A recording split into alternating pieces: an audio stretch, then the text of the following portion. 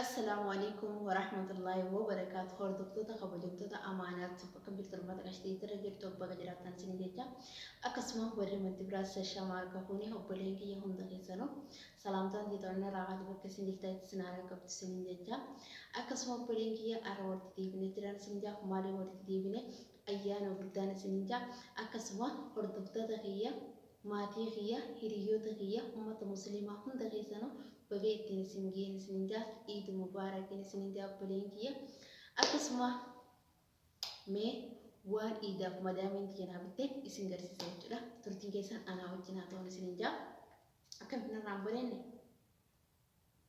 لبا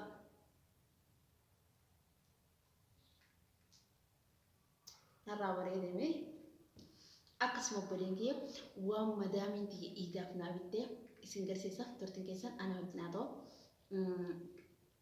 هنا تنالي أنا بدأت يجودا مبريتو نبريتسا وان مدامي تيتان نافكودي هدية إسين نافقانة في وفدا إسين نافكتي ولي لا لا نسنجا تلتين كيسانا ناوجنا تون نسنجا قاينا ما فدا دي مقناس إسين نافكتي أوكي إسين نجلس تلتين كيسانا أنا وجنا تون أفسا ناوجن لا لا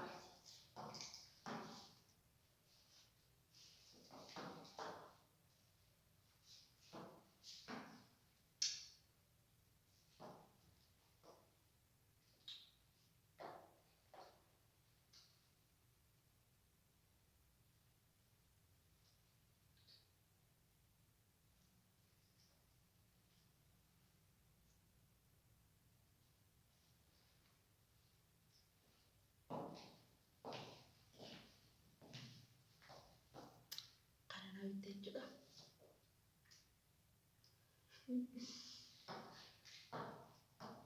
إسين نجلس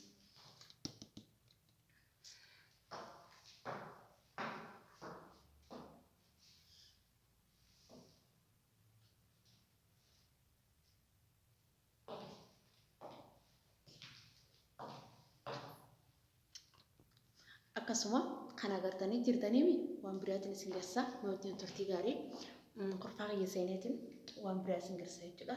Tarsiin naa bittee turtiin keessan anaa wajjin haa ta'u. Hinnaanti keessan bareeddu turtiin keessan anaa wajjin haa ta'u. Na wajjin turtii gaariin isin hin jaa amma qorfaa kiyya seenaa jira. Dhugaa waa hedduu naa bittee ramadaanni har'aa kun qaduriinaddaa kunoo amma qorfaa kiyya dhufeetiin jira. أما وان سين نابته ولي لا لا نسين جا تكتوبة كنا نابته أما سوان براون سين نابته ولي لا لا أما هدية بيجا إذا وان سين ناقنتس ولي لا لا نسين جا ترتين كيسنا نابتنا توم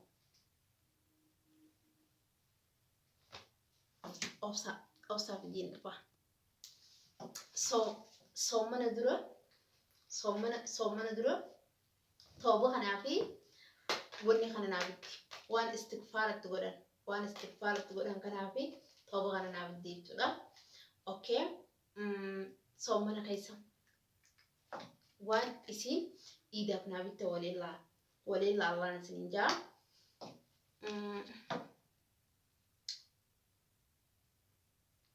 chapstick كنا في كم قلتن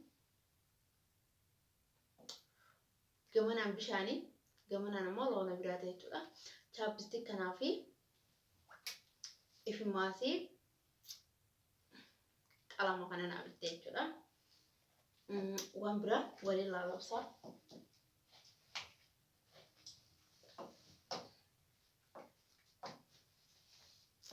تنبرا فوطا كنا نعبدي تلا كم قلتن فوطا كنا نعبدي فوطا كنا نعبدي أماس فوطا كنا نعبدي أماس فوطا كنا نعبدي تلا فوطا باس دي نعبدي تلا أوكي وأنا را ولي لا وأنا را خفلون دوركا كون قميصا شرطي قميصا يوقان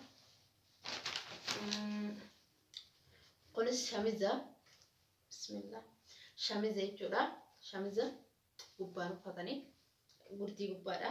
Yaa kunis shamiza jechuudha.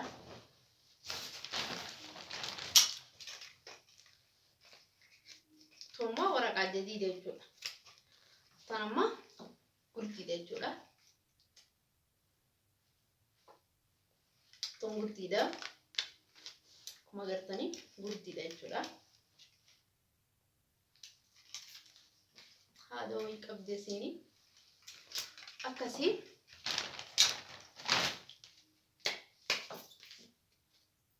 tunis hadiyyaa guyyaa iidaati jechuudha. Hadiyyaa guyyaa iidaa anaaf kenname obsaamee siin garsa.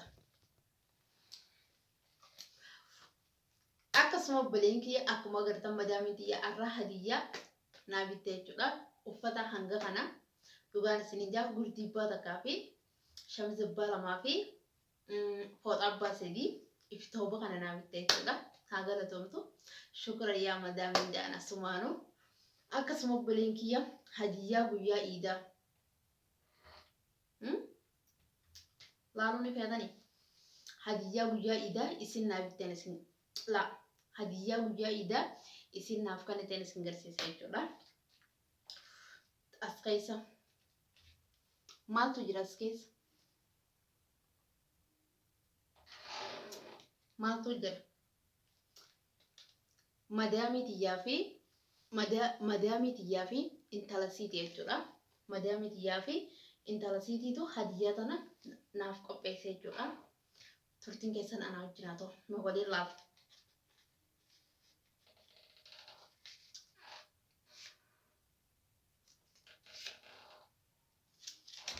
Riyaala 100 kana madaamii xiyyaan naa kan jechuudha.